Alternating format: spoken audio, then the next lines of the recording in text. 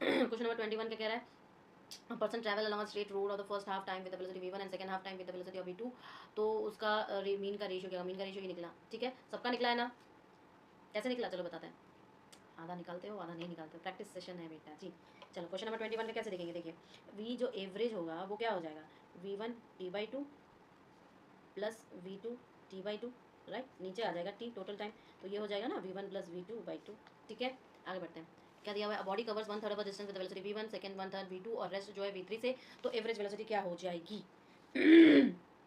तो t1 क्या आ जाएगा s/3/v1, उसी तरह t2 क्या हो जाएगा s/3/v2 और उसी तरह t3 क्या हो जाएगा s/3/v3, ठीक है। तो हम v एवरेज क्या निकालेंगे, v एवरेज निकालेंगे s/t1 plus t2 plus t3, ठीक है। तो ये क्या हो जाएगा 3v1 v2 v3 by v1 v2 plus v2 v3 plus v3 v4, ठीक है, ये हो जाएगा ना। तो हम आंसर निकाल लिए, कौन सा वाला होगा, बी वाला part. Question number 24 between two stations वाला सॉल्व करिए।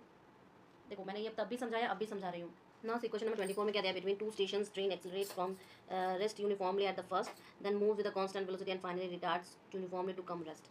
If the ratio of the time taken is 1:8:1, the maximum speed attained by 60 km/h, then what will be the average speed over the whole journey? कैसे निकालोगे, देखो इसको निकालने का तरीका है आपका,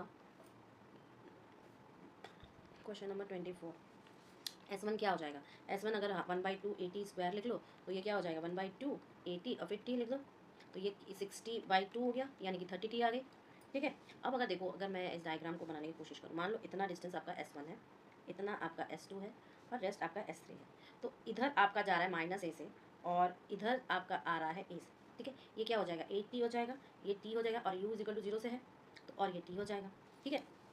तो जब हम S1 निकाल लिए हैं तो क्या मैं बाकी चीज़ें नहीं निकाल सकती, बाकी चीज़ें नहीं निकाल सकती, जैसे कि S2 क्या हो जाएगा 60 × 8t यानी कि 480t, ठीक है। और S3 क्या हो जाएगा S1 = 30t, तो V एवरेज क्या हो गया, इसका मतलब S1 plus S2 plus S3 divided by t plus 8t plus t = आपको क्या हो जाएगा 54 km/h, ठीक है।